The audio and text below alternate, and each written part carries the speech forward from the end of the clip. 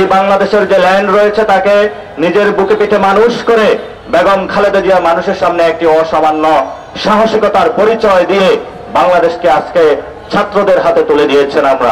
আমরা আমাদের বুকে পিঠে মানুষ করে ভবিষ্যতে নেতৃত্বে বাংলাদেশকে এমন একটি জায়গায় নিয়ে যাব যেখানে বেগম খালেদা জিয়ার যে ইতিহাস তিনি স্বপ্ন চোখে দেখেছিলেন, আমরা তার সেই স্বপ্নগুলো বাস্তবায়ন করার চেষ্টা করব।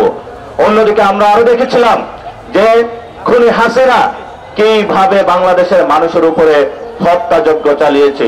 এই দুজনে আপনাদের সামনে উদাহরণ রয়েছে এবং ভবিষ্যতেও আমরা দেখব জাতীয় সংসদের ক্ষেত্রে যে একটি সংরক্ষিত আসনে নারীদেরকে রাখা হয়েছে।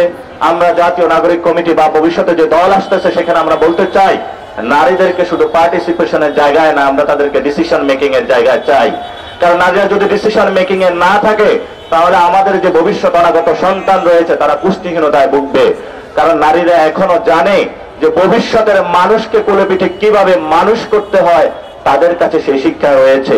আমরা বর্তমানে দেখতে পাচ্ছি আমাদের মায়েরা যখন ছোটবেলায় ছিলাম গ্রামের বাহিরে ঘরের বাহিরে বের হয়ে শাক বেছে তারা এসে আমাদেরকে রান্না করে খাওয়াইতো, কিন্তু সেই শাকগুলো যে নারীরা আজকে বাংলাদেশের শাক সবজি এগুলো তাদের চোখ থেকে হারিয়ে ফেলা হয়েছিল।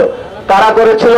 আমরা দেখতে পাচ্ছি বিদেশি যে শাসক গোষ্ঠী রয়েছে আমাদের পার্শ্ববর্তী রাষ্ট্র, তারা আমাদের বীজের উৎপাদন দিয়ে এমন একটি জায়গায় নিয়ে গিয়েছে নারীদেরকে কৃষি বিভিন্ন জায়গা থেকে সরিয়ে ব্যবস্থা করে এমন একটি উৎপাদনশীল সমাজে তারা আমাদেরকে ঠেলে দিয়েছে যেখানে নারীদেরকে আধারিং করা হয়েছে।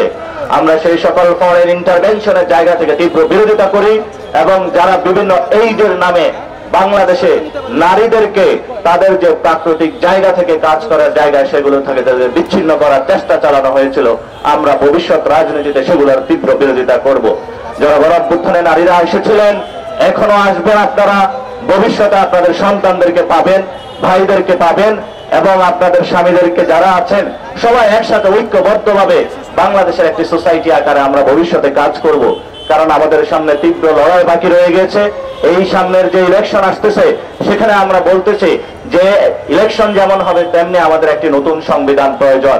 এই নতুন সংবিধানে নারীরা তাদের নতুন যে হিস্সা রয়েছে সেটা বুঝে নিতে হবে এবং গণপরিষদে নারীদের অংশগ্রহণের মাধ্যমে বাংলাদেশের ভবিষ্যতে কোন নারীকে যাতে আগারিং ফিল করাইতে না পারে সেজন্য গণপরিষদে নারীদের যথেষ্ট স্কোপ ক্রিয়েট করে নতুন একটি সংবিধান প্রণয়ন করতে হবে।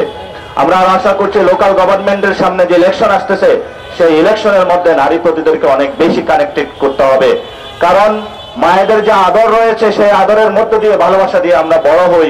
লোকাল গভর্নমেন্টে সুস্থভাবে তারা বিভিন্ন জায়গায় মানুষের কথাগুলো শুনে বাংলাদেশকে একটি নতুন জায়গায় নিয়ে যেতে পারবে বলে আমরা আশা করি।